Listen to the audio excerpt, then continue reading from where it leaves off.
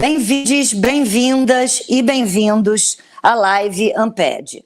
Eu sou Maria Luísa Susequinde, docente da Unirio e vice-presidente da Amped pela região Sudeste.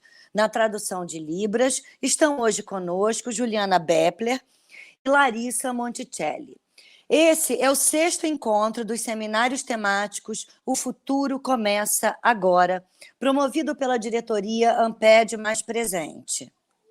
Lembramos que essa atividade tem certificados exclusivos para pessoas associadas, inscritas via área do associado no portal da associação. O seminário de hoje tem como tema a educação pública é do público, o campo do currículo e o debate em torno das políticas antidemocráticas.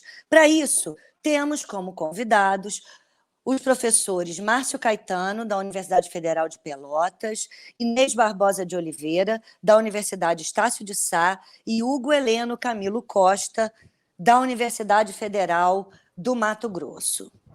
O tema da nossa live inspira-se na obra de William Painter, especificamente num momento publicado no Brasil em 2008, no livro Currículo na Contemporaneidade, editado pela Cortez e organizado pelos professores marcas, fundadores do campo do currículo no Brasil, Regina Leite Garcia e Antônio Flávio Barbosa Moreira. Nesse livro, o texto de William Painter se chama A Equivocada Educação do Público.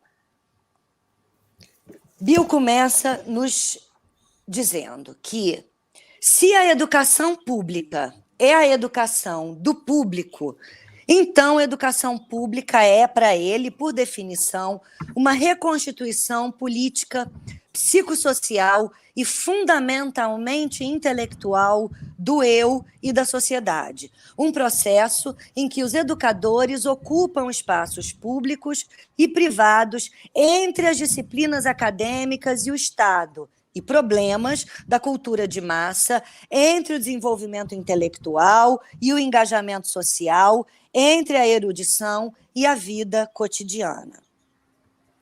Embora a educação se baseie significativamente nas disciplinas acadêmicas, não coincide necessariamente com elas. Nessa época do vocacionismo generalizado, inclusive do vocacionismo acadêmico, quando se supõe que o currículo deva ser constituído de cursos que levem à competência nas disciplinas acadêmicas, a teoria do currículo é prova da insistência crescente para que a educação tenha valor para a sociedade e para o eu. Que sua finalidade seja não ela mesma, mas sim comprometer-se com os interesses intelectuais, psicológicos, sociais dos estudantes, suas comunidades e ampliá-los. Esse comprometimento não é uma questão de seduzir teimosas inteligências jovens, atraindo-as para as disciplinas escolares, principalmente quando essas não estão alinhadas às disciplinas científicas mais sofisticadas e quando essas últimas estão compartimentadas e burocratizadas nas faculdades e universidades. Na verdade, do ponto de vista da teoria do currículo, o ensino é, ao contrário, uma questão de capacitar os estudantes a empregar o saber acadêmico e a cultura popular, e cada vez mais através da mídia e da internet, para compreender sua própria autoformação na sociedade e no mundo. Essa compreensão é tanto local quanto global, tanto histórica quanto futura. Termos com fronteiras indistintas, uma vez que cada um deles está presente no outro. Sua contextualização, tanto em termos de autoformação constante dos estudantes, quanto da expectativa da sua participação na esfera pública ainda não construída, requer de nós, professores, que evidenciemos o potencial social, ético, político, do que, no atual regime curricular, parece realmente uma torre de marfim. Portanto, a teoria do currículo diz respeito à descoberta e à articulação para si e para os outros do significado educacional das disciplinas escolares, para o eu e para a sociedade, em momentos históricos de constantes transformações. Em consequência, a teoria do currículo rejeita a atual forma de ensino inspirada no mundo dos negócios, com sua ênfase em notas de provas padronizadas, análogos acadêmicos do produto final das empresas, isso é, os lucros.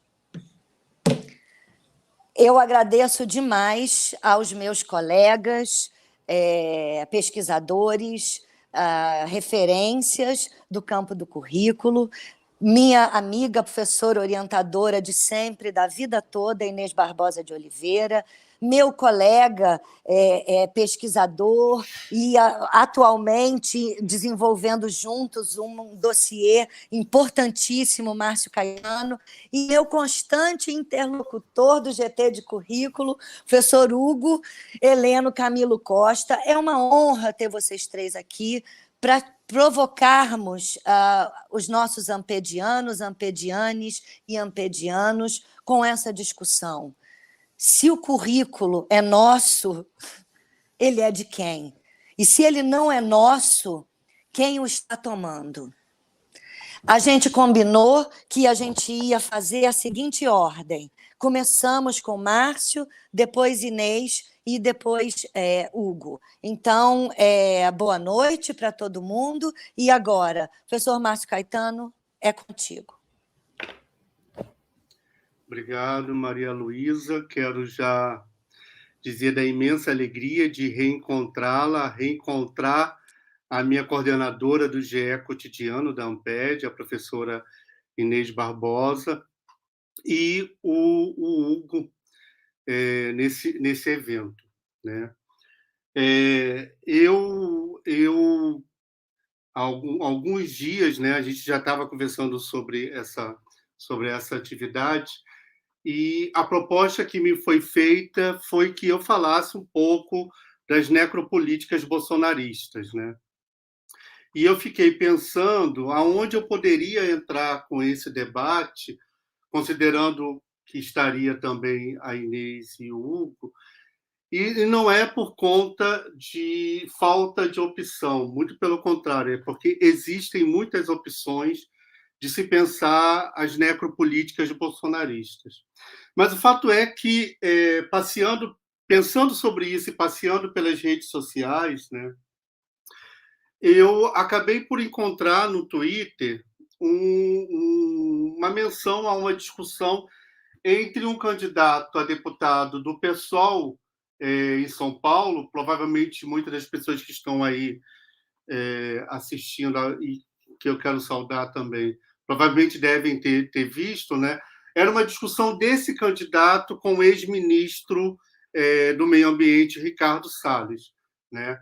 E, inclusive, o próprio ministro, ele foi ontem, na entrevista dada pelo presidente da República no Jornal Nacional, esse ministro foi dito pelo presidente como uma figura honesta, um técnico inquestionável, né? Mas o que eu quero retomar com vocês é exatamente aquela reunião ocorrida em 22 de abril de 2020, aonde o próprio ministro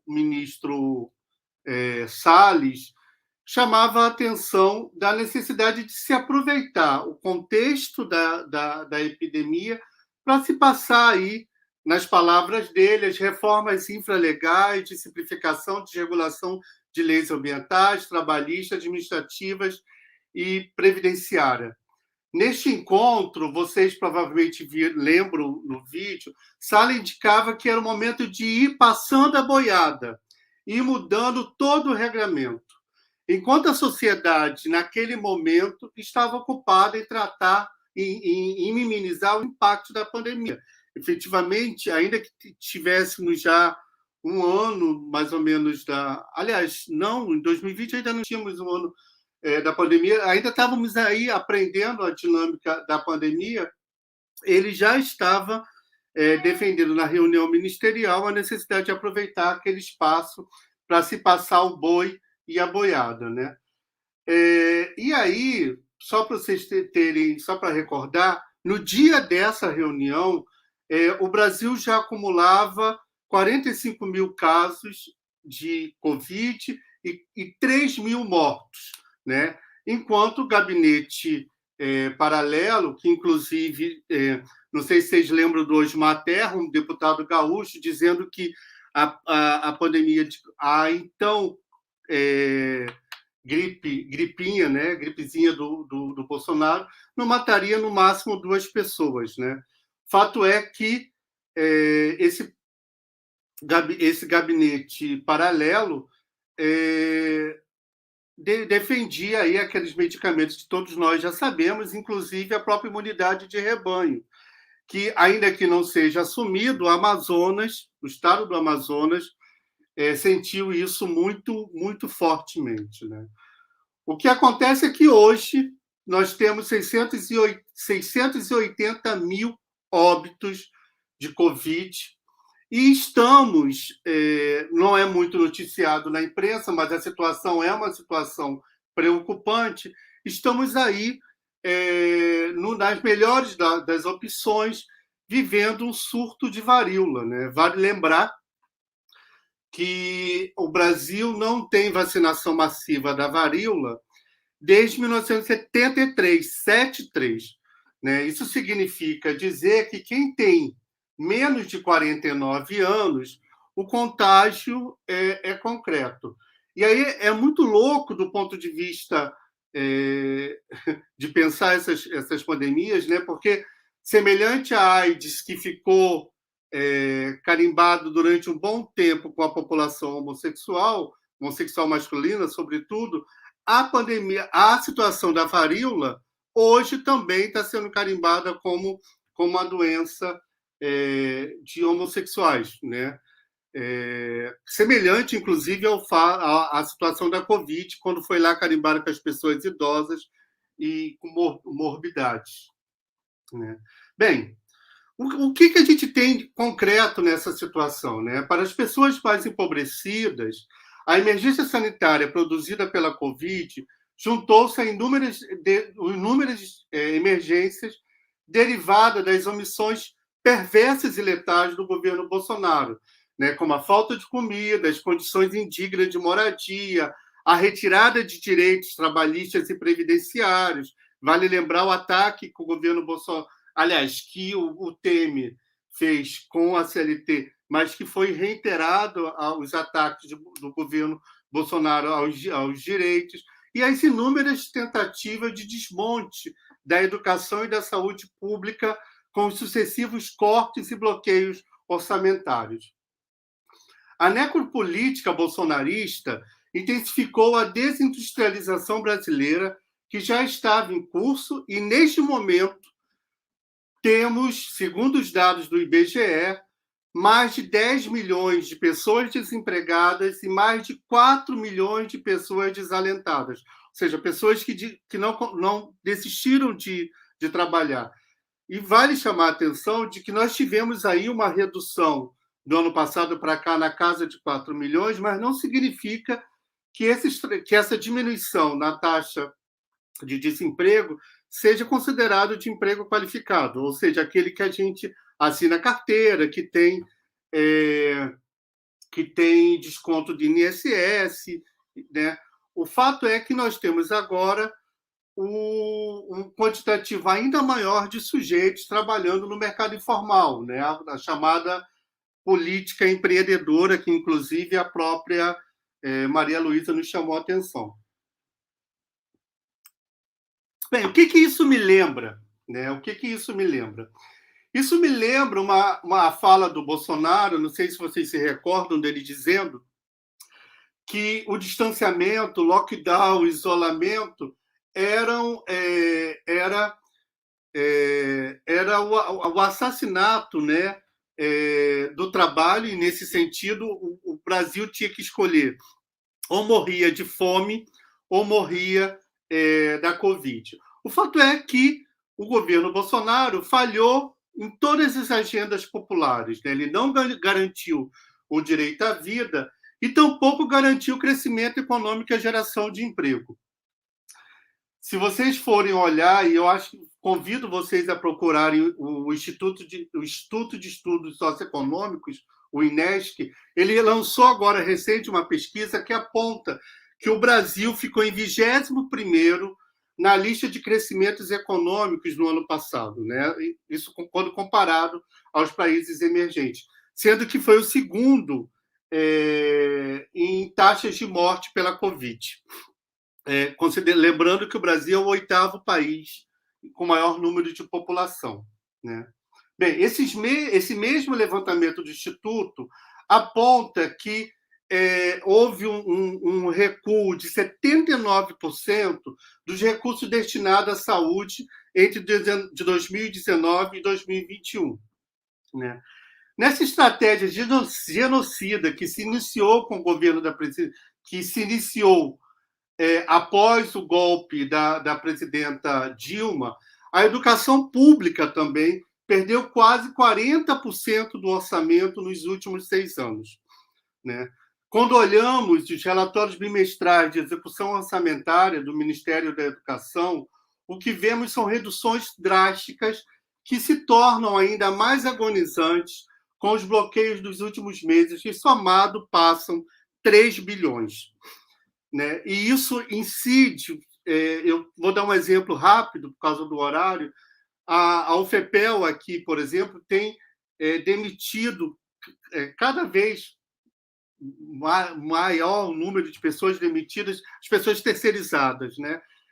Essas pessoas que são demitidas, as chamadas terceirizadas, né, que trabalham na portaria, na limpeza, em sua ampla maioria são mulheres, né? E estando elas desempregadas, o que acontece é que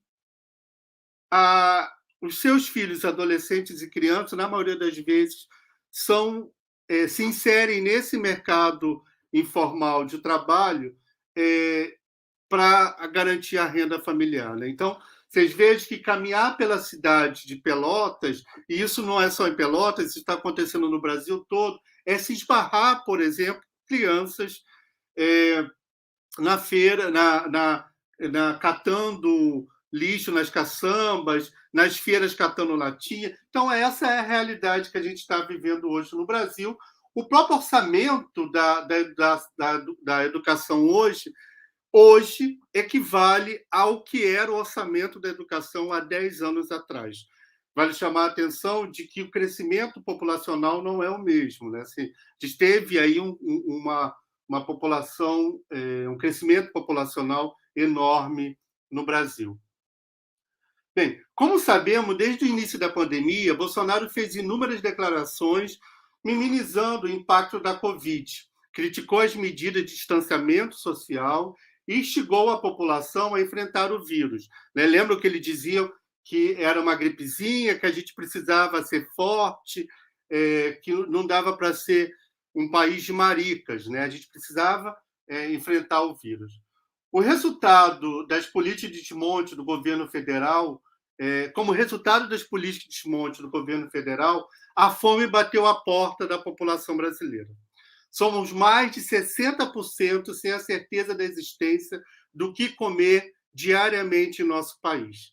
Quem tem o desespero de ir aos mercados se depara com os chamados produtos fakes. Eu mesmo desconhecia algum deles, né?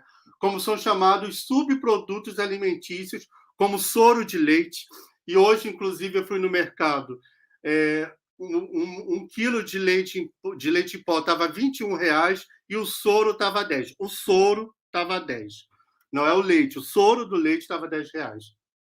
Pele e carcaça de frango, osso bovino e resto de peixe. Né? Os cortes do governo federal devolveram o Brasil para o mapa da fome. Né? No momento em que 33 milhões de pessoas no Brasil estão passando fome, o reajuste de 34% para o Programa Nacional de Alimentação Escolar, aprovado agora em julho pelo Congresso Nacional, foi vetada pelo presidente Jair Bolsonaro no último dia 10. Né? A alegação, escandalize-se, foi de que o aumento era contrário aos interesses públicos. Pelo Programa Nacional de Alimentação, o governo repassa atualmente 53 centavos para a alimentação de cada aluno na pré-escola, 36 centavos por aluno no ensino fundamental e médio, e as creches, os alunos recebem em torno de... um aluno recebe em torno de 1,7. Né? O programa, segundo o próprio Ministério da Educação, atende cerca de 41 milhões de estudantes e configura como um dos principais acessos à alimentação em âmbito nacional. Os dados do IBGE, e esses dados são fáceis de localizar, apontam que mais de 54 milhões de pessoas vivem na extrema pobreza no Brasil no momento, e dessas, 14 milhões têm menos de 14 anos. Ou seja, para esses estudantes, a única refeição do dia é realizada justamente na escola. Obviamente que os setores populares já iniciaram uma mobilização para pressionar o Congresso Nacional a derrubar o veto nas próximas semanas. Tem aí 30 dias corrido desde o veto para que o Congresso derrube o veto. Né? O fato é que a população está agonizando no desemprego e nas constantes altas de preço nas prateleiras dos supermercados. Com orçamento curto, a população, em especial as crianças, está sujeita às consequências da alimentação deficitária. No caso do direito humano, né, e é o espaço onde eu costumo atuar mais fortemente, a alimentação adequada significa garantir o acesso a alimentos suficientes e nutritivos para todas as pessoas, principalmente as mais necessitadas. Quem está na escola, e a própria Inês, a Nilda Alves, a Maria Luísa Susequinte tem dito isso em suas lives, né? Quem está na escola sabe que várias soluções foram tomadas para mitigar o impacto do distanciamento social na alimentação de estudantes da rede pública. Antes mesmo das instruções normativas do governo federal, vale chamar a atenção disso.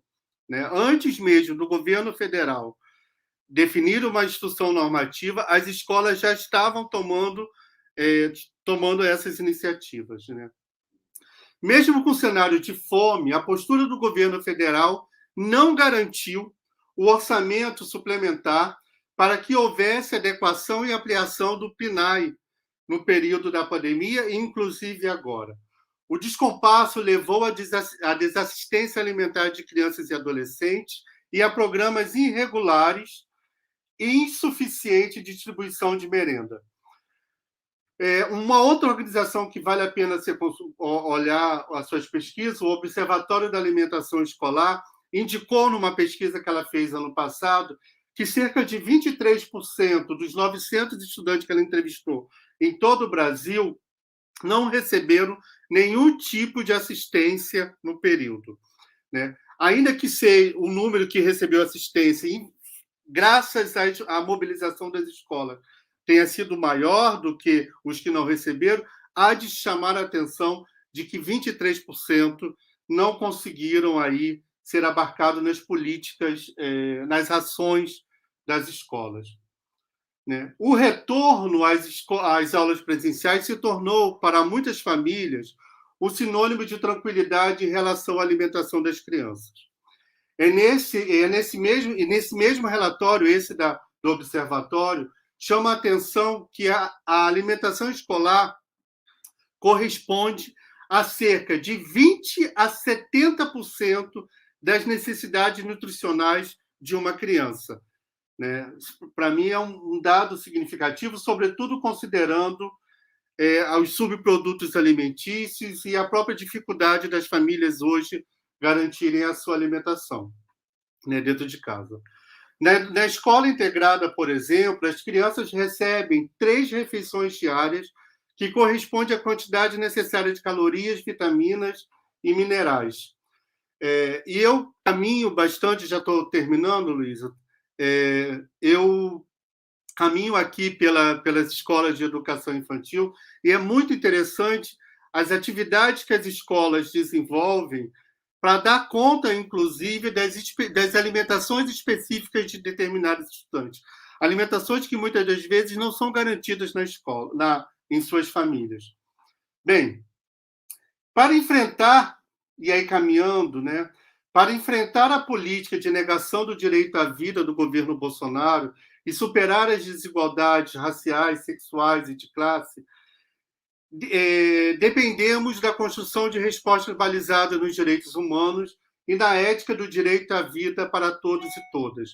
E nesse sentido, eu acho que as escolas, os profissionais da educação deram respostas extremamente eficientes, né? Ou seja, deram respostas políticas nefastas do capital que matam e culpabilizam o morto pela morte no Brasil, no governo Bolsonaro e do seu posto Ipiranga, o Paulo Guedes. Bem, a pandemia nos ensinou a importância das redes de amizade, solidariedade e de lutas pela democracia. Apesar da gravidade da situação vivenciada pelas populações empobrecidas em nosso país, é importante ressaltar as possibilidades de luta e a relevância das escolas públicas nessa perspectiva. O que presenciamos foram as dificuldades e desigualdades de nossos estudantes em lidarem com os obstáculos educacionais impostos pela pandemia em um sistema socioeconômico predatório, e seriam infinitamente maiores se os professores pelo Brasil afora não buscassem as mais variadas formas de garantia de vínculos. Como observamos em nossa situação aqui no extremo sul do Brasil, não foram apenas as formas de ver e viver a vida, de organizar a moradia e o bairro, de buscar os meios de convivência própria nas localidades em que estavam inseridas as escolas. Como se fosse um mundo paralelo, sem risco para a saúde docente, o que vi, e isso eu vi porque acompanhei, o que vi foi professoras adentrando nas vilas, o que, como chamamos aqui, os bairros mais populares, né, atrás das crianças. E por vezes, essas professoras serviam, inclusive, de cuidadoras das crianças, né? Aquelas que passavam nas casas para ver se as crianças estavam tranquilas, enquanto a mãe, né, estava trabalhando, correndo atrás do sustento. No ápice da pandemia e no retorno às atividades presenciais, as escolas vêm atuando como podem, diante da multiplicidade de exigências que se criam na constante precarização agravada pelas necropolíticas e pelas demandas perversas do neoliberalismo. Não tenho dúvida que a escola está saindo desse contexto mais viva e forte. Os laços estabelecidos estão ainda mais consolidados. Isso nos ajuda a entender a forte reação dos tubarões da educação e das tentativas reiteradas do governo federal, representado na figura de Jair Bolsonaro, e de várias organizações diretamente vinculadas às seções empresariais, de desqualificar o trabalho de professores e professoras da escola pública. Bem, obrigado, Maria Luísa. Desculpa se eu passei aí do tempo. A gente conversa um pouco mais depois. A gente volta já com o Márcio, mas agora vamos dar continuidade a essa conversa e chamar a professora Inês Barbosa de Oliveira, da Universidade Estácio de Sá. Olá, boa noite. Quero agradecer esse convite, essa oportunidade de estar aqui com tanta gente querida. Enfim, para falar um pouco, né, da questão da falta de democracia nas nossas políticas curriculares e como eu vejo isso considerando a temática de que a escola pública é do público, né? Então, eu vou começar por aí, sobre como eu vejo o significado dessa expressão, que não é só uma expressão, é uma realidade, que não é percebida enquanto tal pela maioria da nossa população, inclusive aquela que teria direito e dever de reivindicar do Estado uma escola pública de qualidade. Quando a gente fala que a escola pública é do público, isto não é uma retórica. A escola pública é do público porque o Estado apenas é o gestor daquilo a que a população tem direito e que ele precisa assegurar. Uma dessas coisas é a educação, outra é a saúde, entre outras tantas coisas. Então, o que significa dizer que a escola pública é do público? Significa dizer que a escola pertence à população. E não pertence porque ninguém é legal e deu para ela. É porque é ela que paga. O Estado não gera dinheiro.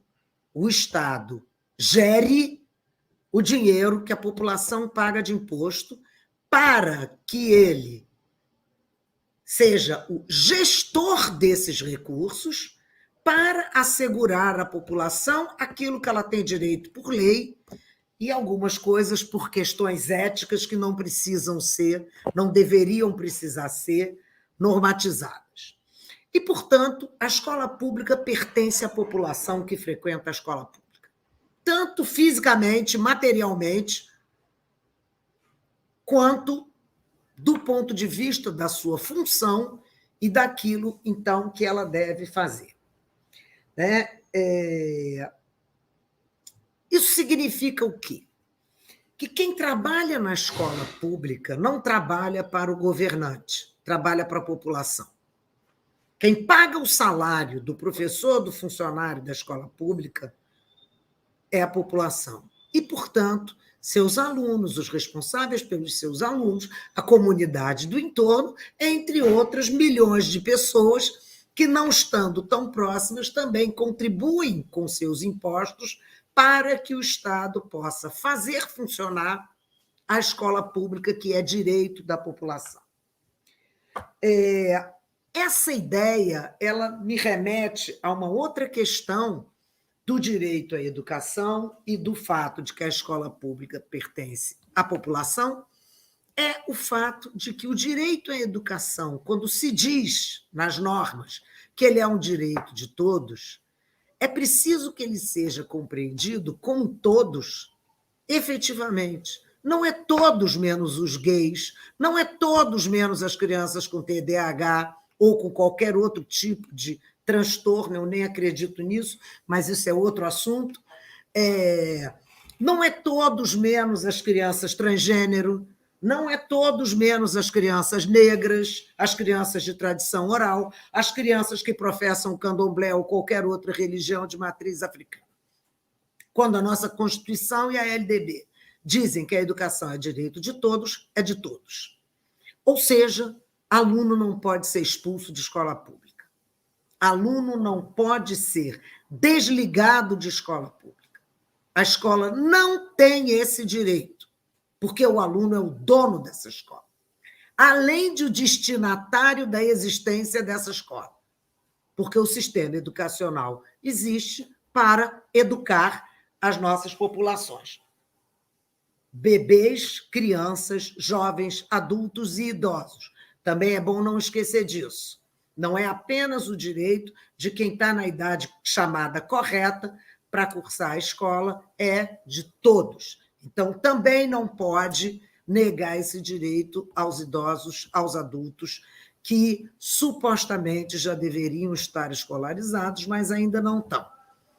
99% das vezes não estão escolarizados exatamente porque o Estado não deu a eles, não garantiu a eles o direito que eles tinham na ocasião em que eles iam começar e dar continuidade aos seus estudos.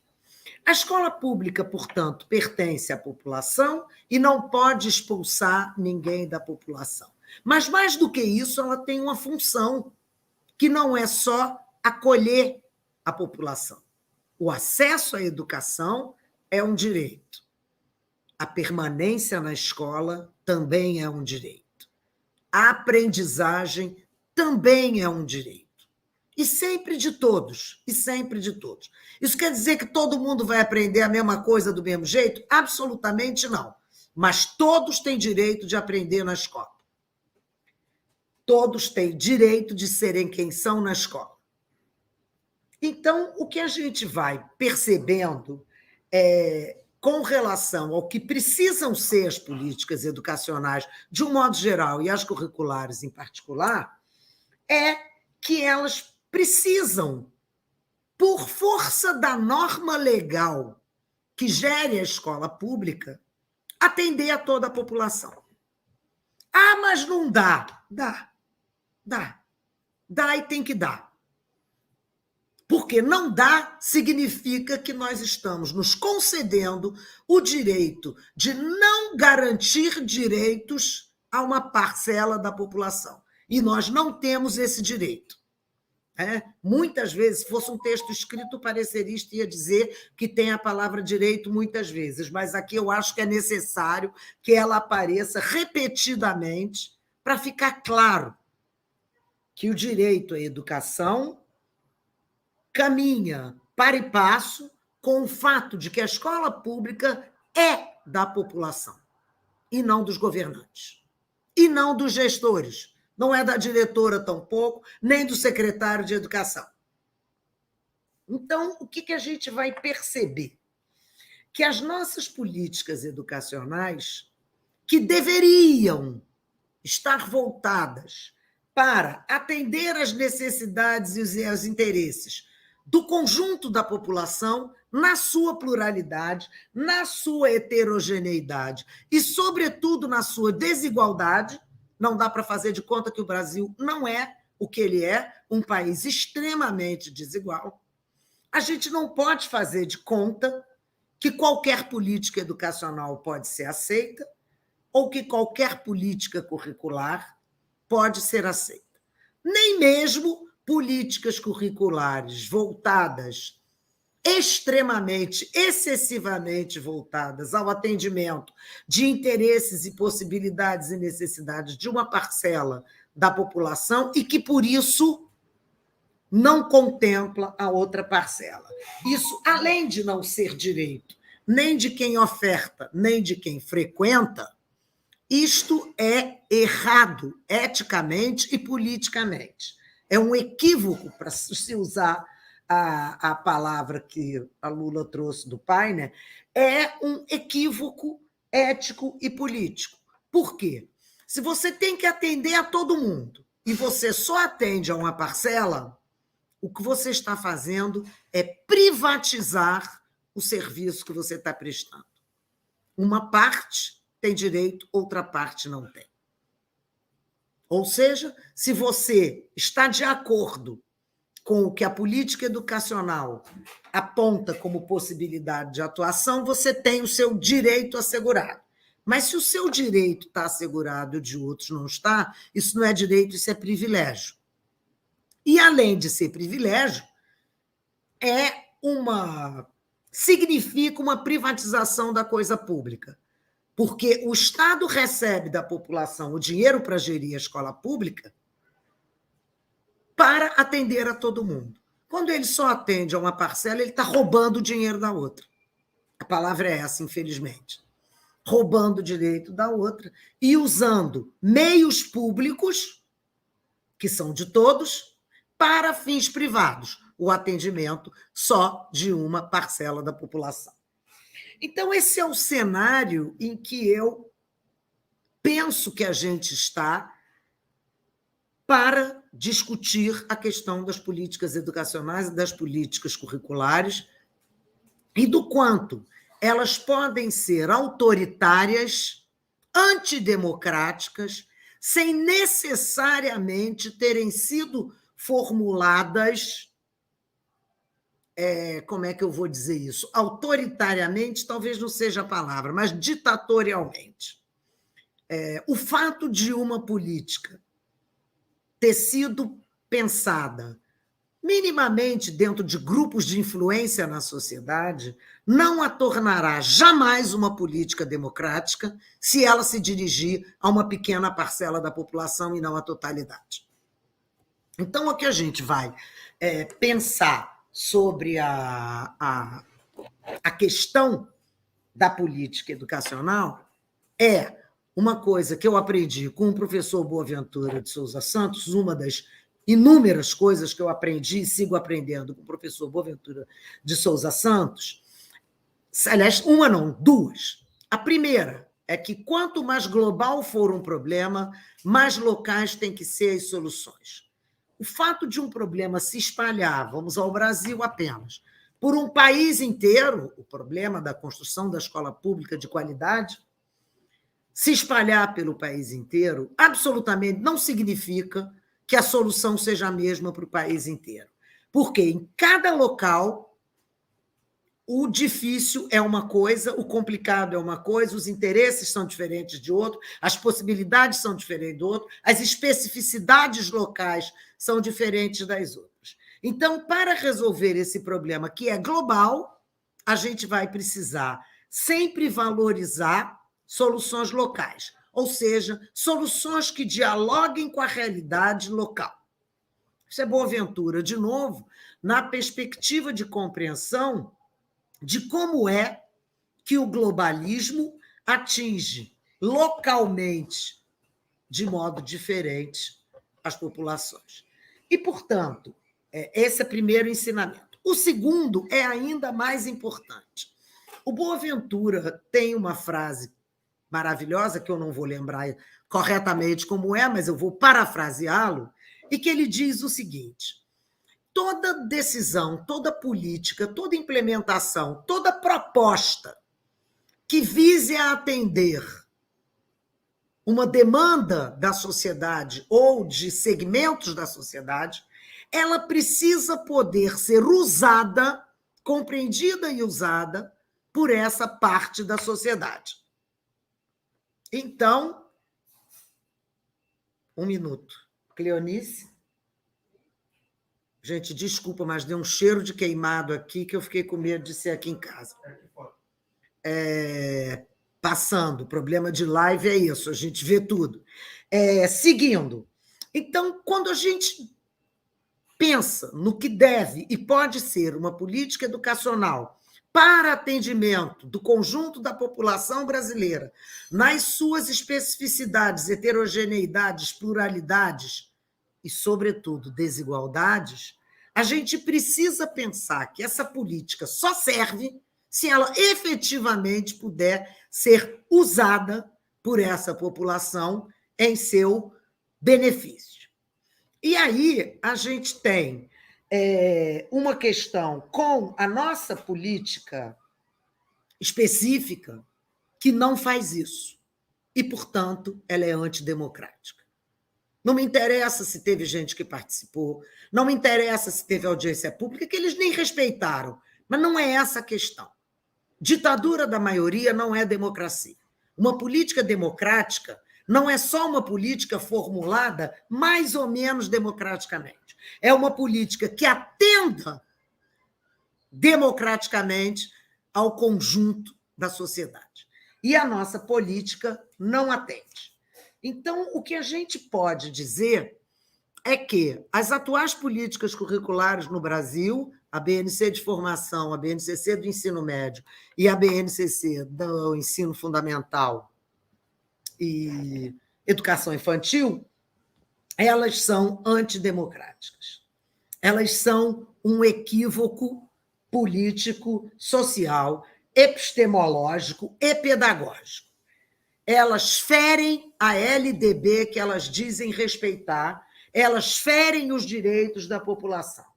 Elas ferem, e eu vou enumerar para concluir, elas ferem a autonomia docente garantida na LDB, elas ferem o direito ao uso de concepções pedagógicas plurais na educação, elas ferem o princípio da equidade, optando por uma falsa igualdade ao oferecer a todos a mesma coisa, sabendo que as pessoas precisam de coisas diferentes.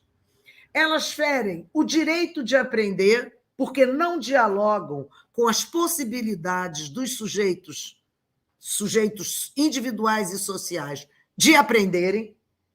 Elas ferem citando Márcio Caetano, citando aquela pessoa, o interesse público. E a Constituição Federal de 88, ao se dirigir privadamente a alguns grupos, excluindo outros. Era isso que eu tinha para dizer, gente. Muito obrigada. Obrigada, Inês. Boa noite, pessoal do chat aí se manifestando. Façam perguntas, né? Boa noite, GT6, GT7, Soimara, Kiki, Andréia. Deixem as perguntas aí. Vamos chamar, então, para terminar essa primeira rodada da conversa, o professor Hugo Heleno Camilo Costa, da Universidade.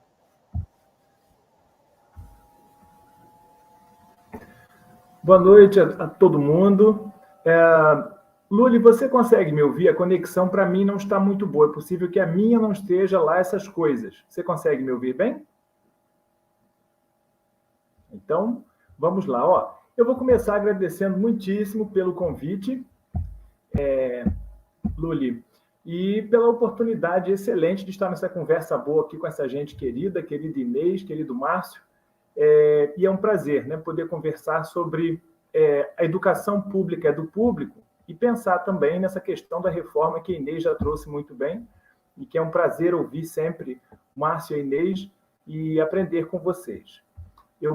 A minha fala está voltada aos impactos da proposição de uma base nacional comum curricular para o ensino médio, com atenção específica, né, eu vou focalizar a ideia de redução dos currículos para este nível de ensino, né, a ideia de que os currículos estão sendo reduzidos, foram reduzidos, ou que pelo menos há uma expectativa de redução. Então, num primeiro momento, eu vou tracejar, né, o modo como tenho pensado o currículo em uma perspectiva pós-estrutural, e muito associado às reflexões de Laclau e de Derrida, e também aos estudos de Lopes e Macedo. Em seguida, eu vou focalizar os sentidos, né, que eu estou considerando como articulados na ideia de redução dos currículos no ensino médio, e aí eu viso com isso chamar a atenção, né, destacar perspectivas recorrentes que têm sido construídas, né, em oposição à reforma pretendida pela BNCC. E em um terceiro momento eu vou tentar questionar sentidos de oposição à BNCC que se sustentam em perspectivas que eu tenho considerado como análogas ao que caracteriza a própria BNCC como expectativa de controle do outro, né? Do desconhecido, né? Como uma expectativa de controle e de combate às escolas. Então, eu ancoro essa discussão com a noção de contexto proposta por Derrida e interpretada na política por Laclau, procurando realçar uma potência desconstrucionista no âmbito dos estudos curriculares, né? Eu faço isso interpretando os efeitos de tal concepção para o campo do currículo, na medida em que eu considero haver uma potencialização, né, um fortalecimento de interpretações mais democráticas que ampliam possibilidades para pensarmos as políticas de currículo.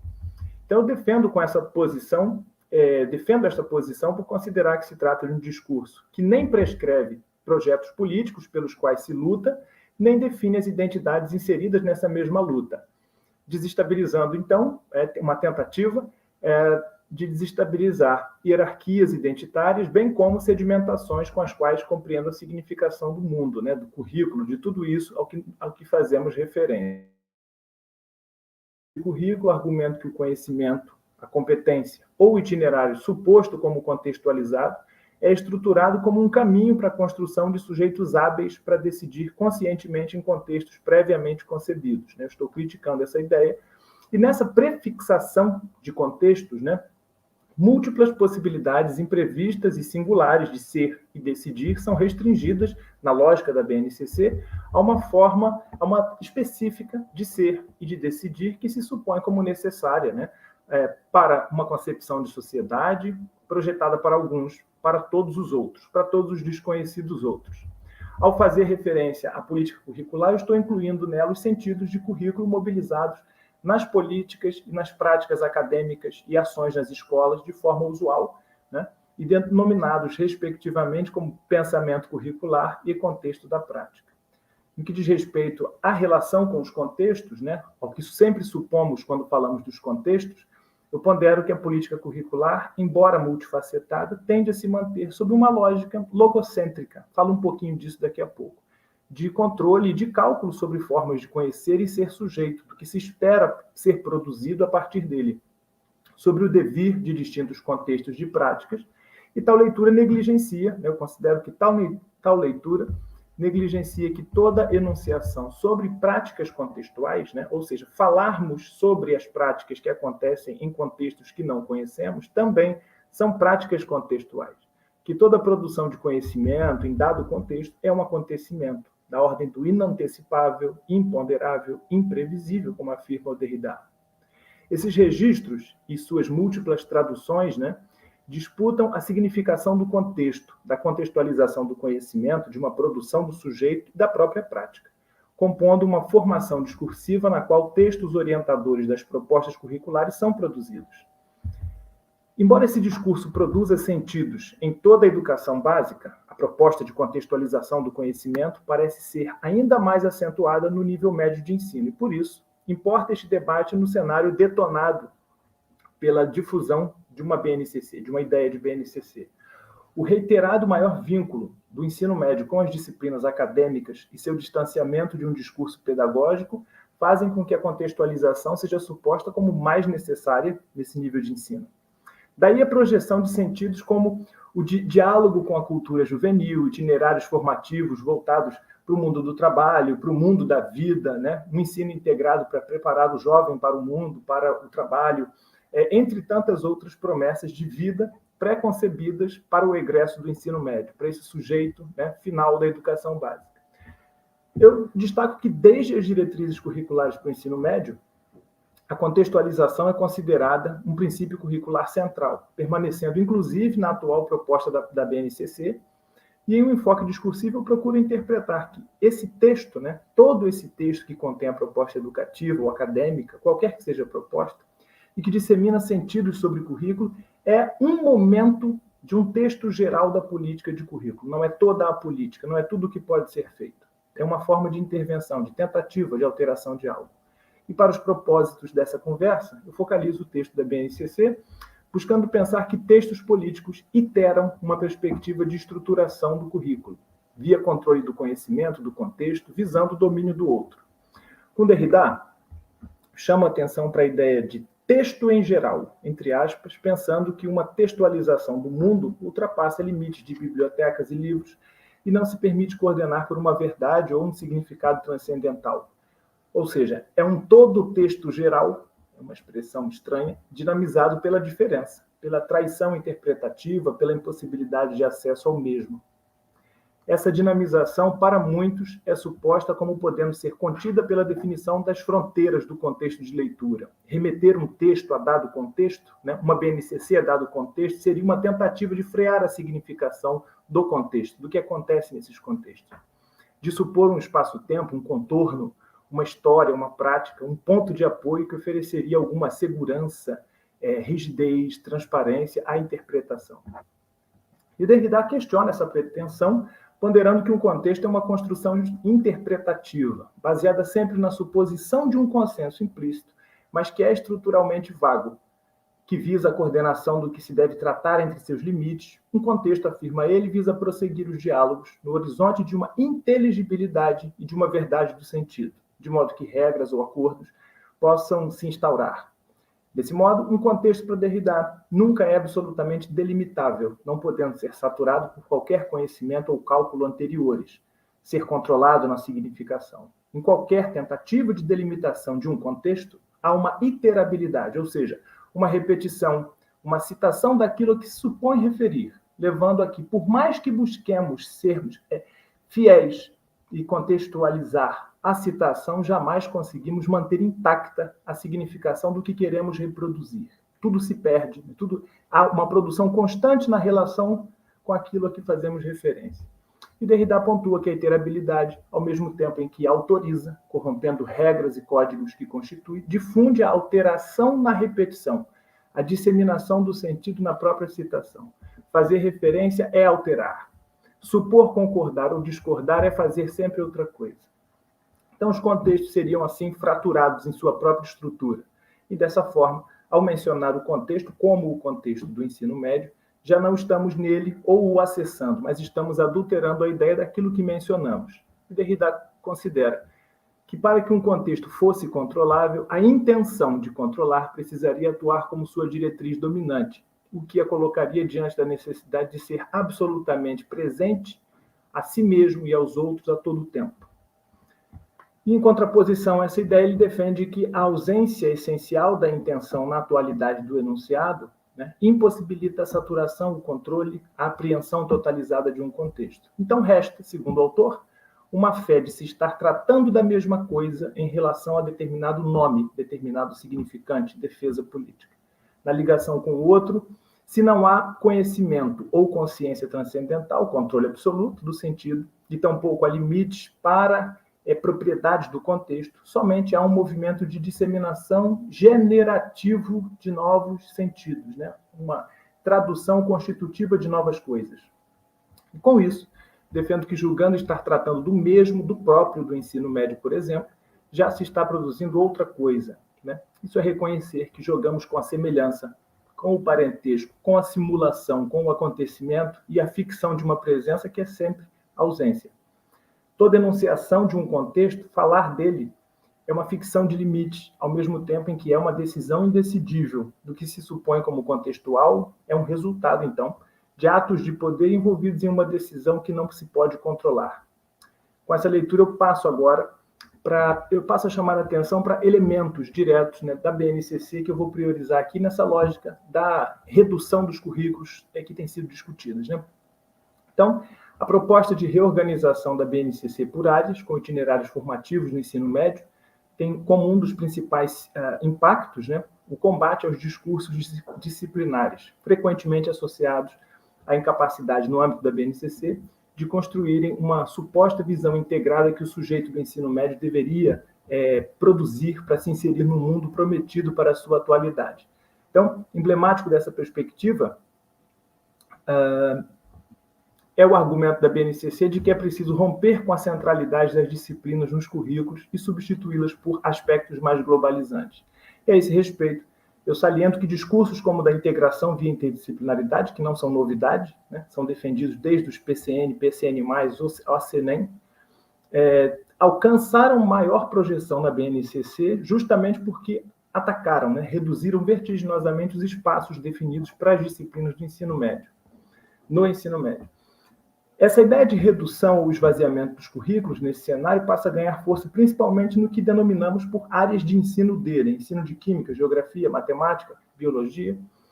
E considerando tais argumentos como momentos da ampla política curricular, eu vou chamar a atenção para sentidos, né, como o de que a integração por áreas se constitui como condicionante para as práticas de sala de aula, reduzindo disciplinas a contribuições operacionais não reflexivas, entrando em conflito com contribuições dos campos disciplinares para o ensino médio. E como salienta Campos, ao focalizar o ensino de sociologia, as finalidades desta disciplina estariam ligadas à crítica sobre a realidade social, que envolveria a crítica à própria ideia de formar sujeitos por competências, e sem uma experiência aprofundada sobre a sociedade, o que poderia ser oferecido em um currículo de sociologia, que tem nesse nível de ensino uma base institucional, temos uma formação fragilizada, nessa lógica da defesa, né, de uma defesa do ensino de sociologia. Ortega e Militão ponderam que o combate às disciplinas do ensino médio nega aos estudantes o acesso ao conhecimento especializado, que somente as disciplinas escolares podem trazer para a formação básica, e argumentam que o discurso de liberdade dado ao jovem no novo ensino médio é insustentável, pois está apoiado não no aumento de oportunidades, mas na restrição de acesso a conteúdos limitados a opções pré-estabelecidas. Essa perspectiva também é acompanhada por Chaves, Campos e Eugênio, da área de ensino de filosofia, que criticam o modo casual como a disciplina é tratada na BNCC, lembrada de forma fragmentária na área de ciências humanas, ciências da natureza, e quando do tratamento de ética, cultura, metafísica, por exemplo. Também projetam como crítica a ausência de definição de temas prioritários para a filosofia e de espaço específico para a disciplina no documento. Nesse sentido, defendem haver uma redução ou esvaziamento do currículo do ensino médio, tomando como exemplar o caso da perda de espaço no currículo oficial da filosofia. Breda, no caso da geografia, argumenta que a reforma do ensino médio reduz possibilidades reflexivas na escola, porque fragiliza a disciplina quanto ao seu potencial e papel na formação humana, na produção de um raciocínio geográfico que favorece o desenvolvimento de operações mentais e espaciais necessárias para a prática cotidiana crítica, consciente, autônoma. Para a autora, embora a interdisciplinaridade seja um princípio interessante, né, é importante lembrar que o fato de tornar-se facultativo o ensino da disciplina Geografia no nível médio limita a possibilidade de desenvolver no aluno a capacidade de observar a realidade e compreendê-la com as contribuições dos conteúdos geográficos. E considera que a formação cidadã do ponto de vista da espacialidade requer a apropriação por parte dos alunos de um conjunto de instrumentos conceituais e habilidades de questionamento e interpretação da realidade que seriam oferecidos pela geografia. Interessante este debate também é a perspectiva defendida pela nota da Sociedade Brasileira de Ensino de Química, que critica quanto ao seu caráter reducionista, né? O caráter reducionista da BNCC, que esvazia a área de ensino de ciência da natureza e traz retrocessos para a química, justamente porque a disciplina perde espaço no ensino médio. E nessa manifestação da SBENQ, Sociedade Brasileira de Ensino de Química, temos a defesa da preservação do espaço da disciplina, a importância do seu ensino, pois esta seria capaz de proporcionar instrumentos necessários para a compreensão do mundo e para a sua transformação. E defende, em movimento oposto ao da reforma, o aprofundamento do ensino dos conhecimentos científicos capazes de levar os trabalhadores e seus filhos à emancipação.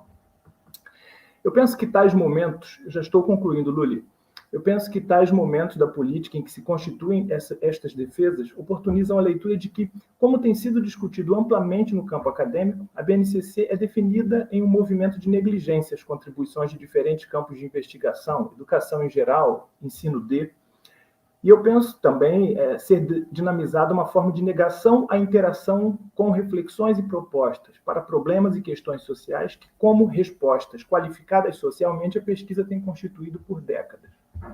Quanto à organização curricular, concordo com Lopes que, a despeito da proposição por disciplinas ou de forma integrada, nenhuma proposta curricular é capaz de desenvolver no sujeito pretendido, virtual sujeito, qualquer visão integrada, pois uma vez que não controlamos os sujeitos, sequer os conhecemos e, portanto, não sabemos o modo como significa o mundo, não é possível antever o que poderia ser chamado de um conhecimento integrado adequado para uma suposta realidade.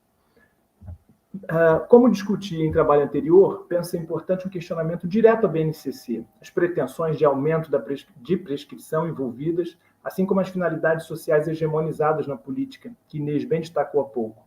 Mas também interessa a crítica a pressupostos como de que o currículo nacional, assim como no parâmetro ou nas orientações nacionais, tem sido dinamizados como solução padrão para contextos escolares, inclusive pelas críticas à BNCC. Entre os problemas das concepções de currículos nacionais, aproprio a abordagem de Macedo para quem tal visão se constitui como forma de combate ao chão da escola, aos contextos insondáveis em que acontece o inantecipável da escola.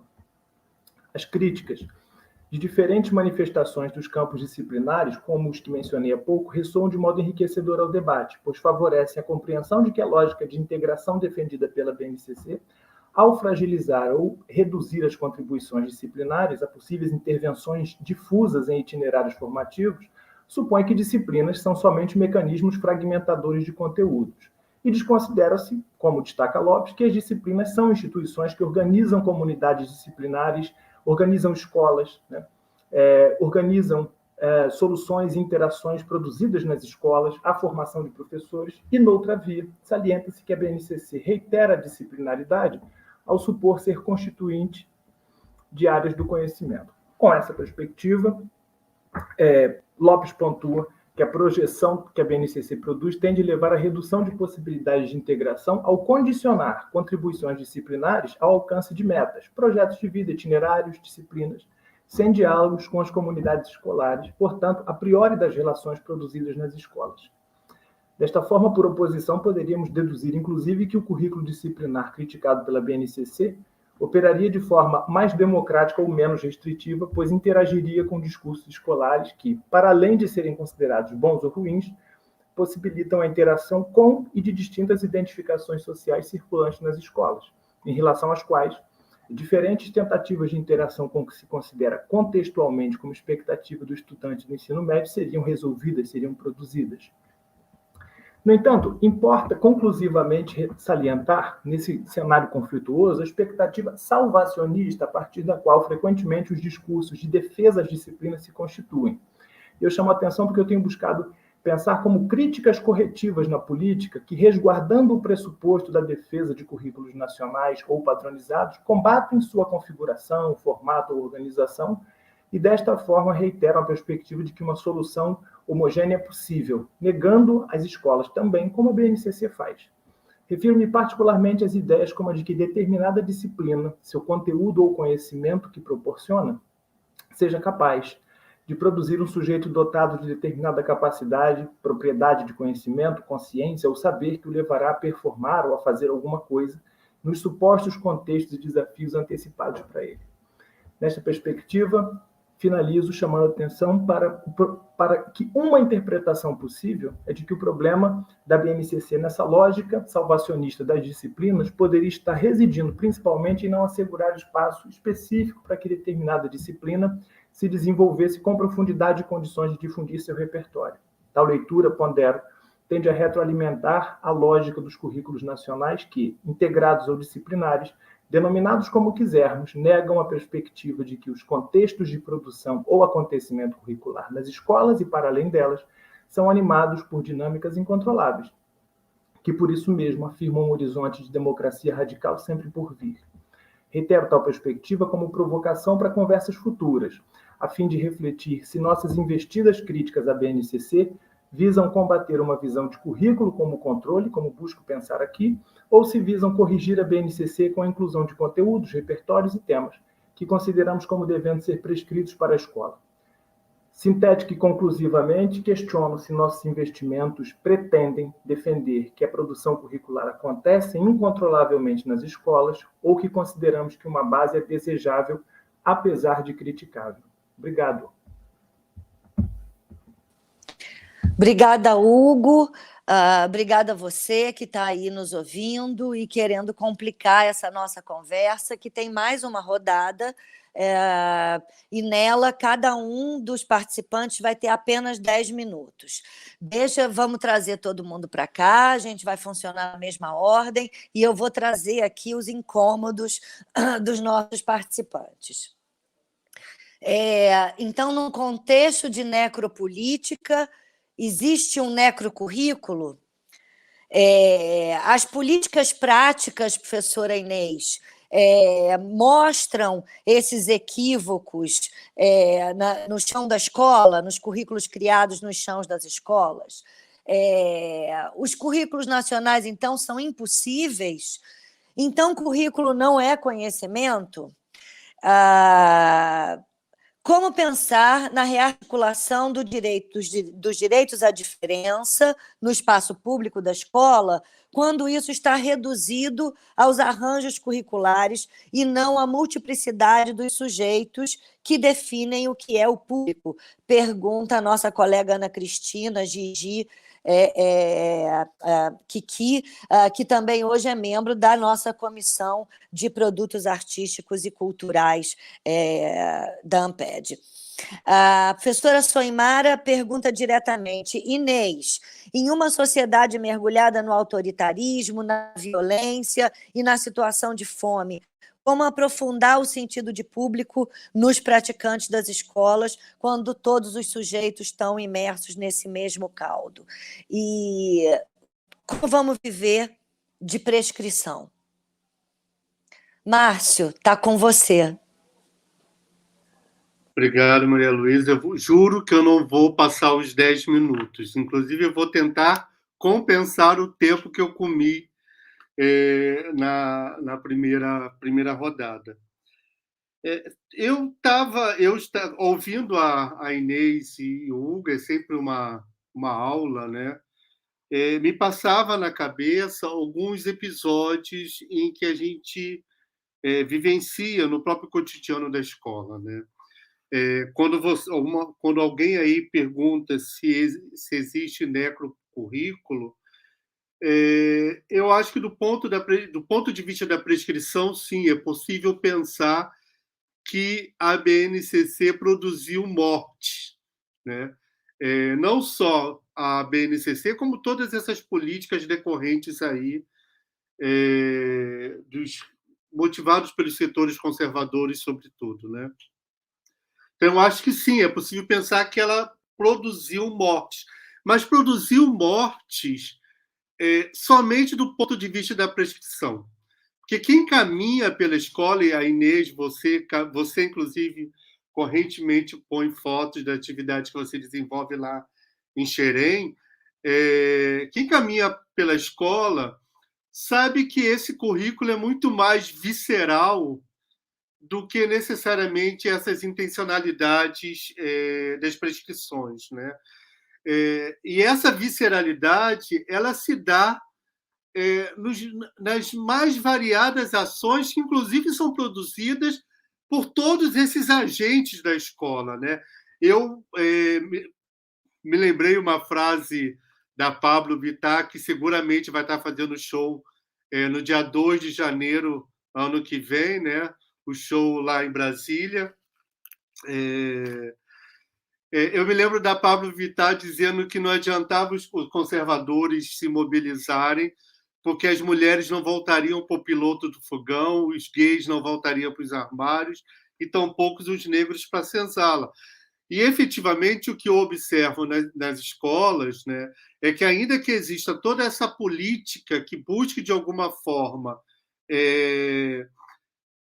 quando promove a diferença, pensar a diferença por uma perspectiva de mercado, né, mas, na maioria das vezes, não promove a diferença, muito pelo contrário, por mais que exista essa intencionalidade, o que eu percebo na escola é que esses alunos, esses professores, essas famílias, elas estão aí, elas produzem reflexões, elas estabilizam certezas, elas produzem outras escolas que vão para além, logicamente, dessas prescrições da BNCC. Né, da BNCC, e a prova disso é o próprio PNE. Né? Vocês vejam que, tanto na BNCC quanto no PNE, dos Planos Nacional de Educação, né, a discussão de gênero foi apagada. Né? Inclusive, a própria palavra gênero. Né? Assim, gênero alimentício foi retirado de vários planos municipais e estaduais de educação. Mas, mesmo com essa situação, inclusive promovendo o pânico moral, não dá para se esquecer disso, né? Assim, a famosa ideia de que os alunos devem levar celulares e filmar os professores que estão discutindo aí as desigualdades econômicas, discutindo gênero, sexualidade, raça, ou seja, todos esses assuntos. O que eu vejo, e essa semana, pena que eu não deu para fazer um PowerPoint, eu recebi os murais produzidos nas escolas de educação infantil daqui de Pelotas, e me chamou extremamente a atenção a pluralidade de representações familiares que essas escolas estavam produzindo, né, com as suas crianças. Então, a gente vê que, ainda que exista essa intencionalidade de tirar o público da escola pública e voltar a escola pública para os interesses privados de setores do capital, os sujeitos que estão nessas escolas, fazem com que ela seja muito mais viva do que esse conjunto de intencionalidades que se produzem em torno desses documentos prescritivos. Né? Ainda que existam as políticas antidemocráticas, e elas buscam se incidir nas escolas, a resposta que as escolas vêm dando, do meu ponto de vista, são muito mais orgânicas. E não é à toa que os professores e professoras, que as escolas, de modo geral, são encarados, inclusive por esses setores conservadores, os mesmos que promovem a necropolítica, como inimigos número 1. Né? Bem, era isso. Espero que dessa vez não tenha passado os 10 minutos.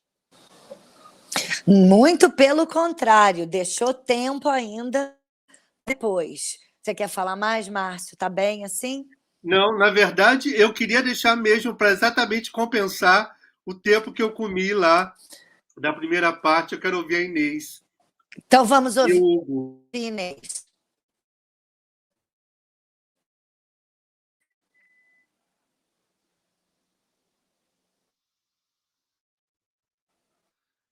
Inês, que sempre passa do tempo e não devolve.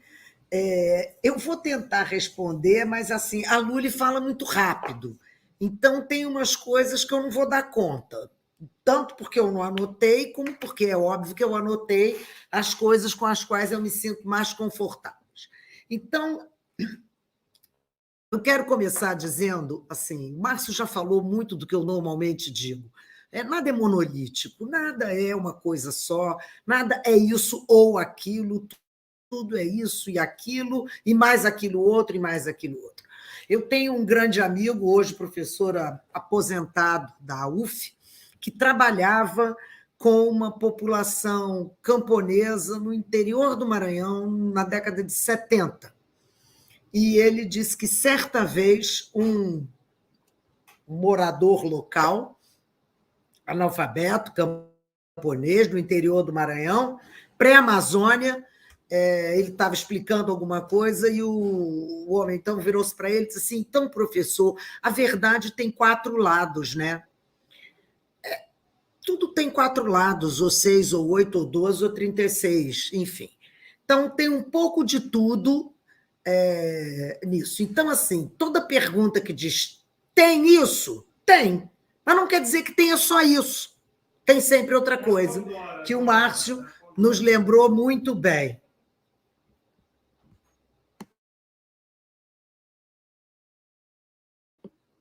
Desculpe. Então, vamos lá. O Boaventura tem uma frase que ele diz que o desafio do período de transição, que ele já identificou há 20 ou 30 anos, mas que não mudou ainda até hoje, é refazer o barco tábua a tábua, sem sair de alto mar. Eu gosto imensamente dessa expressão, porque a vida real, ela nos impõe seguir. Não dá para parar, não vou esperar um pouquinho, não tem esperar um pouquinho, a vida segue. Então, a gente precisa trabalhar politicamente, eticamente, pessoalmente, amorosamente, em todos os sentidos, em todas as instâncias da nossa vida, não tem intervalo. Não tem intervalo. Então, na medida em que a gente sente a necessidade de atuar sobre qualquer coisa, a gente já está refazendo o barco tábua a tábua, sem sair de alto mar. Seguindo na metáfora do barco, que eu acho que vai nos ajudar nas respostas seguintes, a primeira live que eu fiz durante a pandemia foi um convite da Sociedade Brasileira de Psicanálise, e eu falei numa mesa, numa live com uma psicanalista. E a colega abriu a fala dela com uma frase que eu passei a usar. E ela disse o seguinte: na pandemia, nós estamos todos sob a mesma tempestade, mas de modo nenhum estamos no mesmo barco.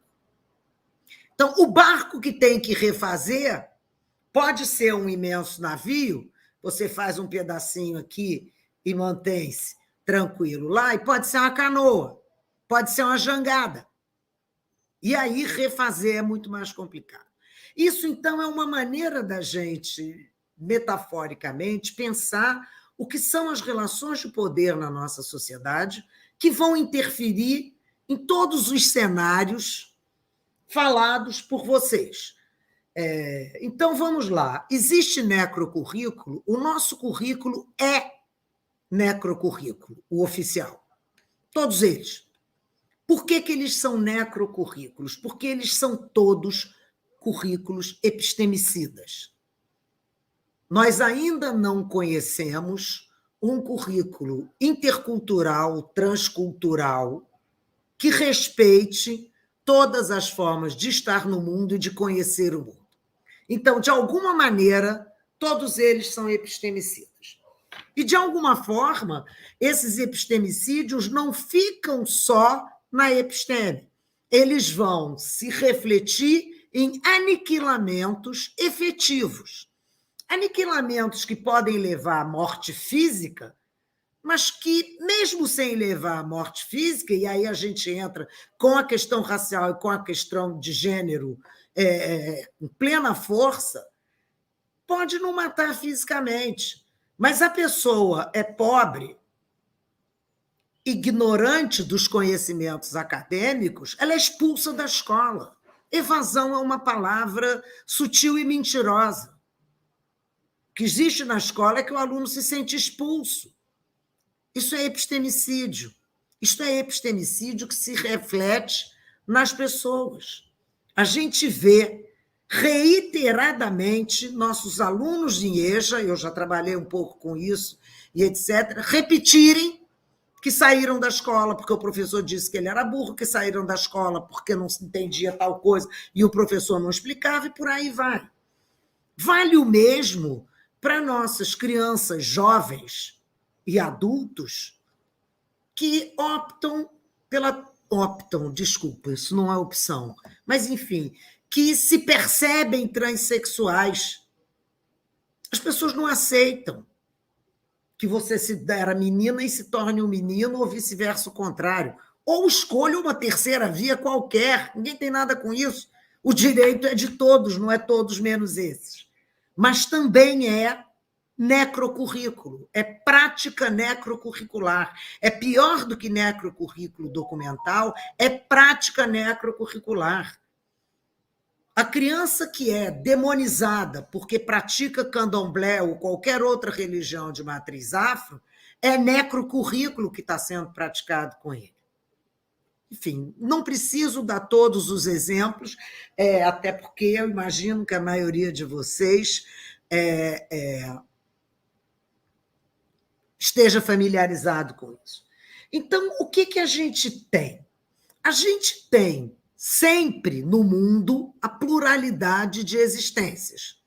A gente defende isso quando defende o direito do diferente do padrão eurocêntrico existir, e a gente precisa reconhecer que, mesmo dentro das nossas lutas para superar essas exclusões, esses epistemicídios, esses genocídios, esses, enfim, diversos sídios,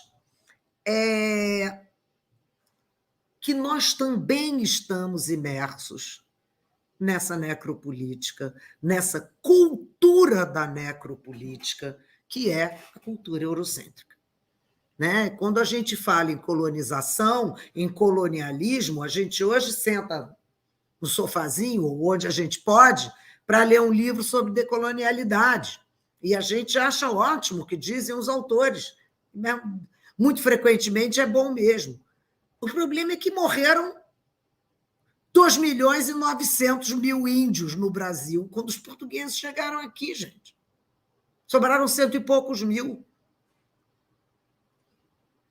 Então, tem gente com isso? Tem, sempre teve. Cada vez tem mais. Mas a nossa sociedade é sempre mesclada. Eu já estou falando há um século. Eu vou dizer, então, duas coisas para terminar. Eu esqueci, me distraí com o tempo. A Lúlia não apareceu ainda, me perdi.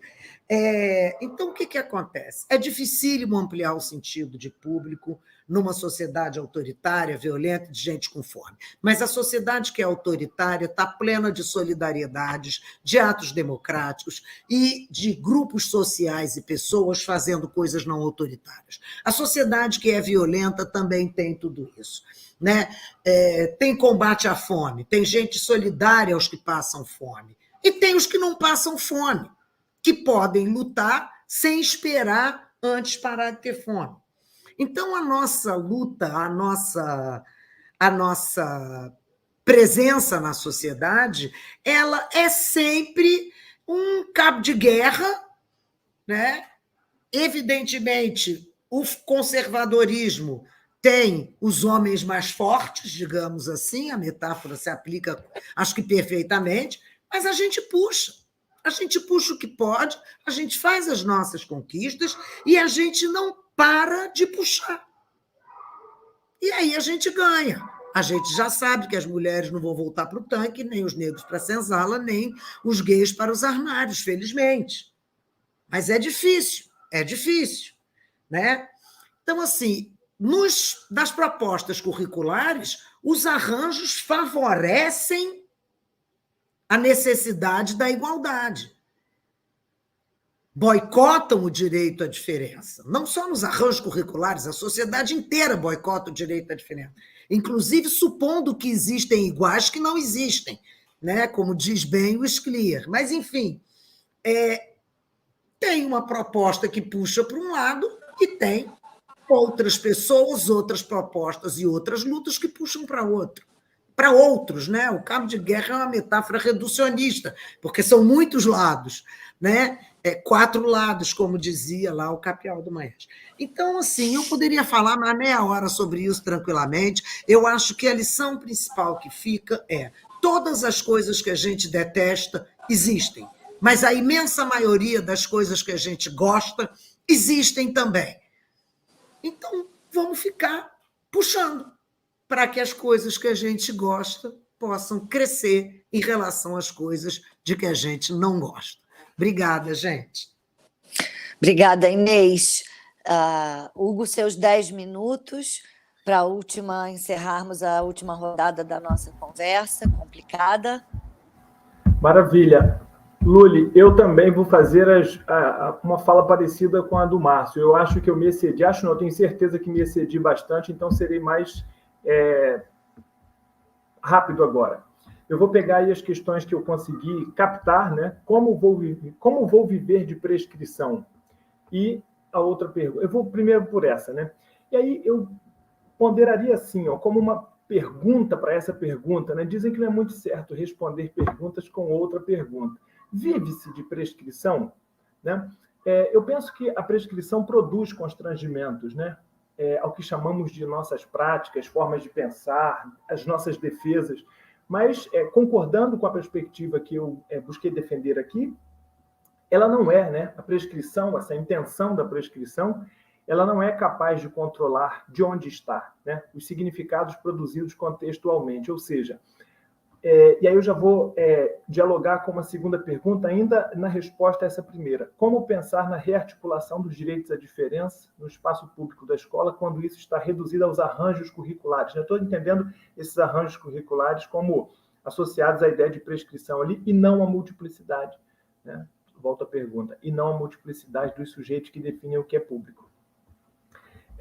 Então, um caminho, né, seria pensar se nós, de fato, fazemos só aquilo que está prescrito. Se nós conseguimos, como se concordássemos com a prescrição ou com os arranjos, os ditos arranjos, como se fosse possível cumpri-los plenamente, né, e garantir que nada escape em relação a essa prescrição, em relação ao que é arranjado curricularmente, digamos assim.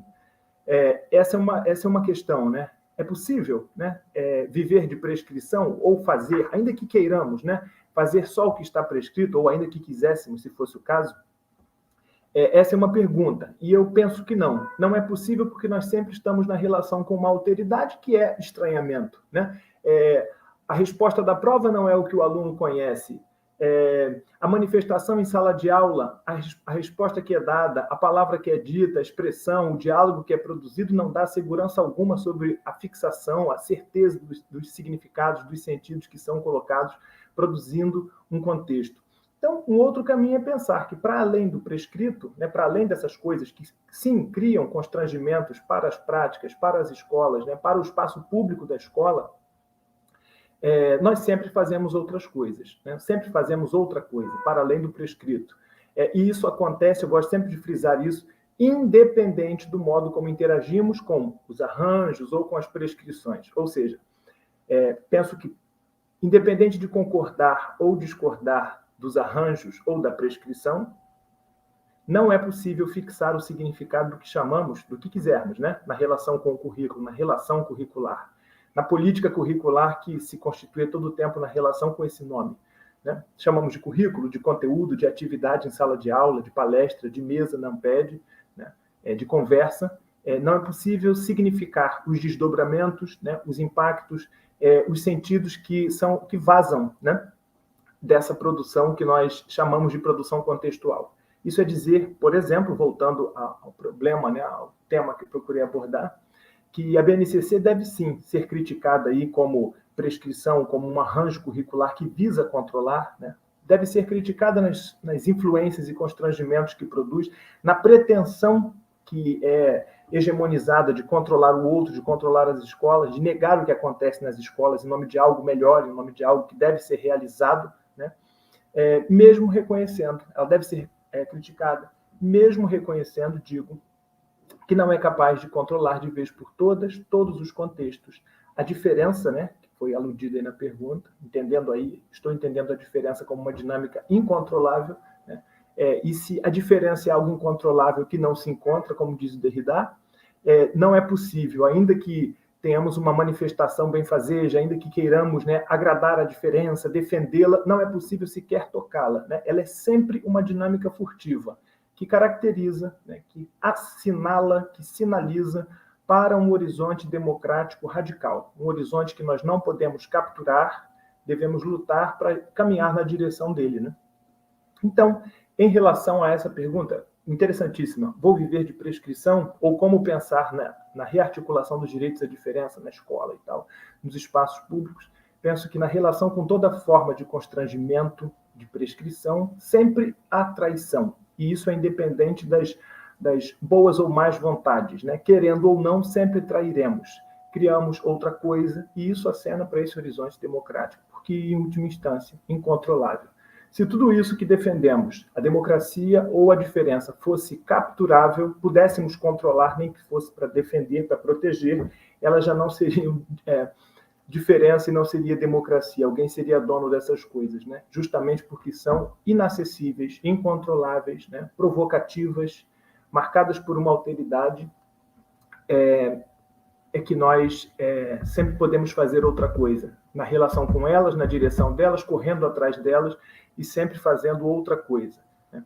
Talvez seja uma alternativa afirmarmos, né, que ao tempo em que todas essas lógicas curriculares de controle se constituem, temos também a latência da impossibilidade de controle, que leva a que muitas dinâmicas controladoras se acirrem, né, tentando aumentar formas de controle ao tempo em que é impossível controlar, né? Essa dinâmica do tentativa de controlar ao tempo que é impossível controle parece ser uma marca do pensamento curricular e das discussões que nós fazemos na relação com tudo que cerca esse campo de conversas, de pensamentos e reflexões que chamamos de currículo. Luli, obrigado.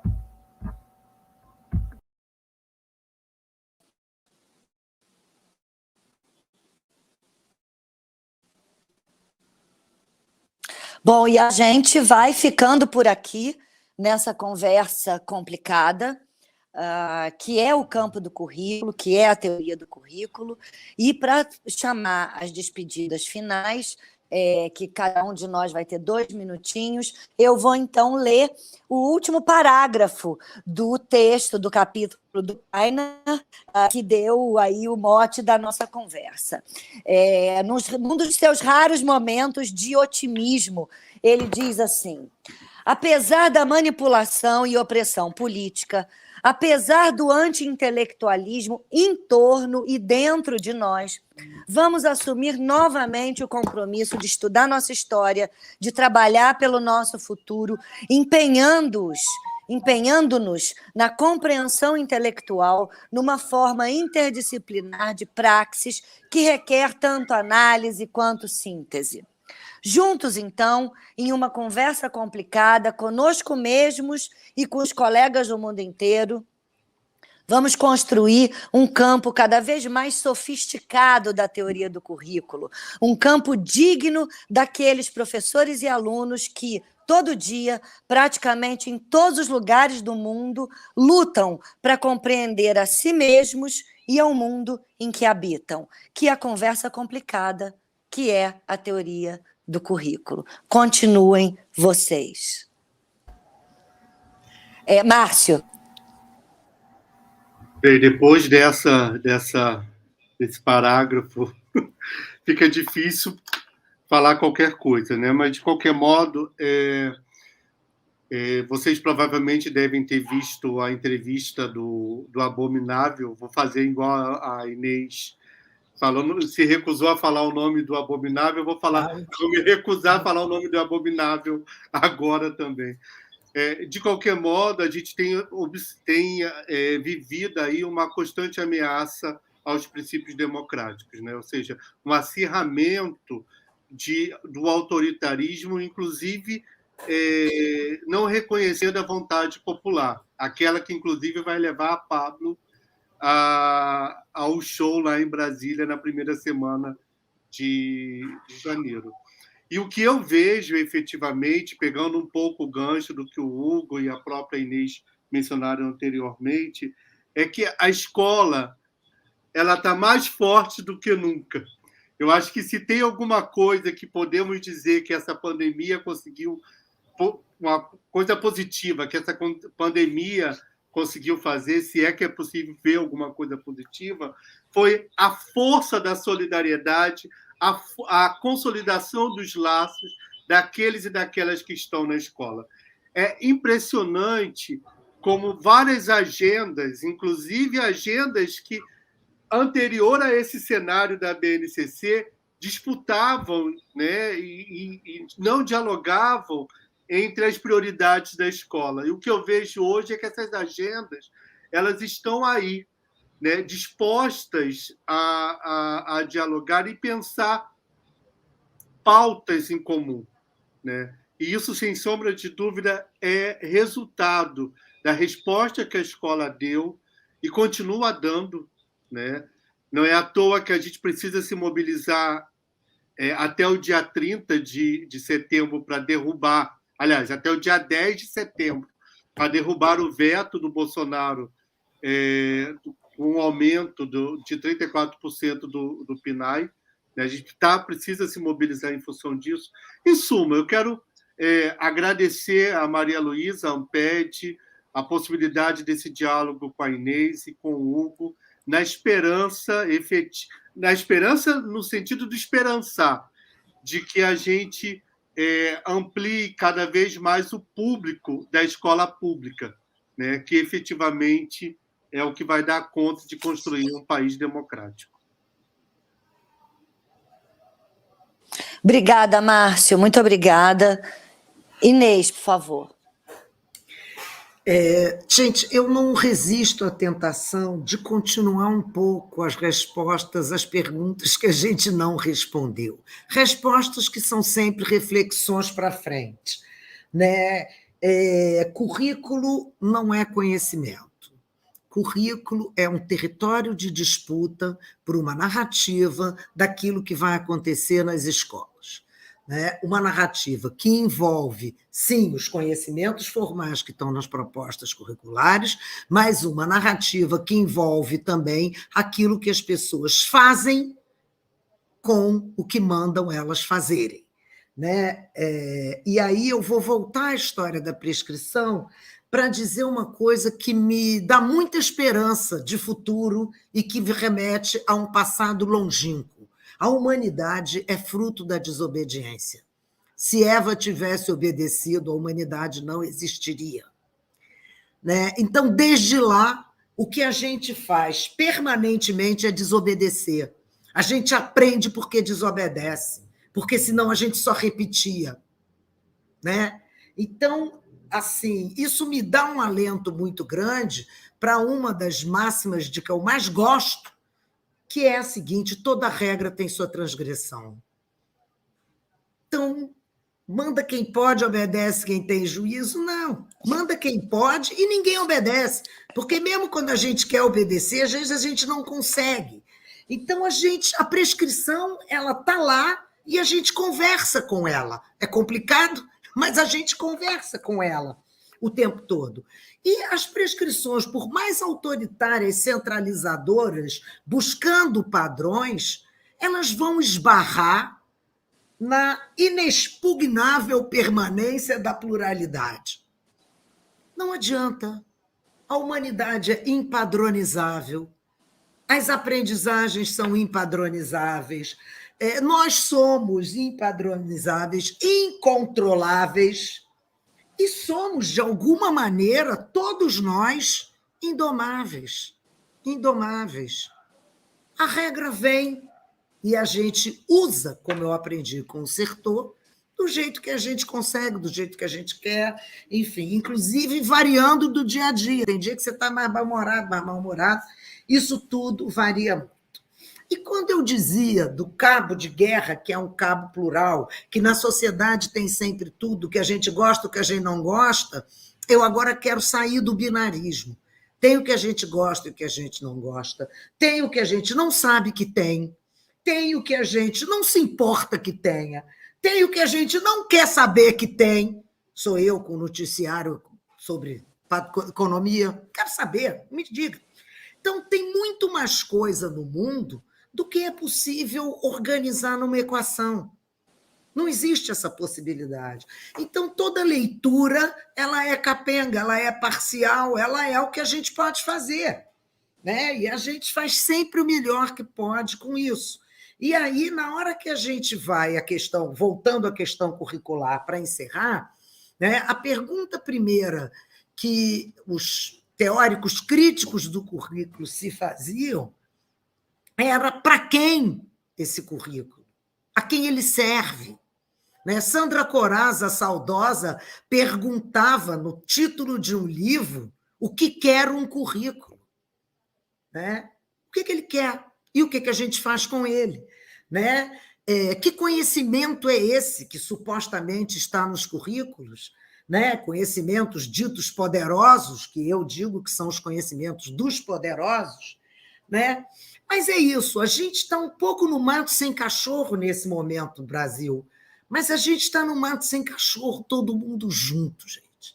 E todo mundo junto a gente pode continuar fazendo muita coisa, muita coisa. E eu acho que a gente tem condições de melhorar a nossa própria vida e de quem convive com a gente nesse sentido. E eu quero terminar com um dos meus ídolos de adolescência e início da fase adulta, Cazuzinha, que dizia: meus heróis morreram de overdose, eu folgo em saber que os meus não, muitos ainda estão vivos, meus inimigos estão no poder. E eu vou finalizar, mas vão sair. Beijo, minha gente. Obrigada, Inês. E boba é quem pensa que 2 minutos é 2 minutos igual para todo mundo, né? Porque até o tempo a gente mostra aqui que os usos são sempre plurais. Hugo, suas despedidas. Olha, eu vou, assim como comecei fazendo, terminar. Luli, muito obrigado pelo convite, um prazer enorme conversar com você, com o Márcio, com o Inês, ouvir tanta coisa boa e sair daqui com muitas perguntas interessantíssimas que o público muito querido mandou para a gente, questões também que Inês e Márcio trouxeram. Eu penso que, em relação a essa questão que Inês recuperou, também não tinha visto, se o currículo não é conhecimento, não é conhecimento. O currículo, como Inês bem destacou, é esse espaço-tempo incontrolável de defesa de perspectivas, de resposta a questionamentos que estão circulando por aí e de tentativa de significar o que é impossível de controlar de vez por todas, o que é muito bom, né? O que faz com que o campo do currículo assegure a sua condição de fluxo, de produção de diferentes leituras, e isso é muito interessante. Agradeço muitíssimo pela oportunidade da conversa. Espero que sigo à disposição, Luli, Inês, Márcio e público querido que esteve conosco aqui. Um abraço para todo mundo. É sempre uma satisfação muito grande poder conversar, contribuir para mais essa iniciativa da Amped, aprender tanto, conhecer tanto e ter tantas questões para carregar nas reflexões. Um abraço grande, tudo de muito bom e vamos que vamos. É isso aí, gente. É daqui da noite gelada de Belo Horizonte, organizando uma linda 15ª Amped Sudeste para todas, todes e todos nós, que a gente se despede.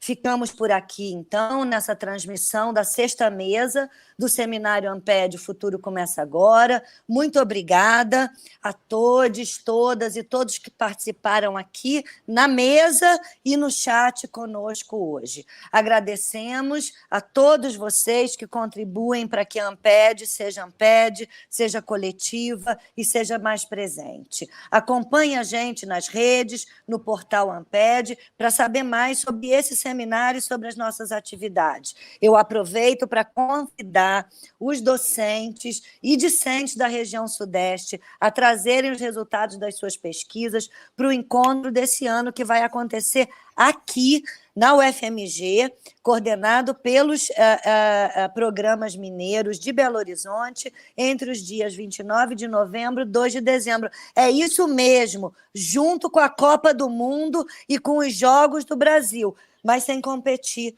na programação, só criando mais espaços de participação. As submissões se encerram em breve. Aproveite para seguir as redes da Amped no Facebook e no nosso canal do YouTube. Um enorme abraço e meu muito obrigada a vocês, Inês, Hugo, Márcio, Juliana, Larissa na tradução de Libras, ao Fábio, ao João e todos os integrantes da diretoria que tornaram essa noite possível.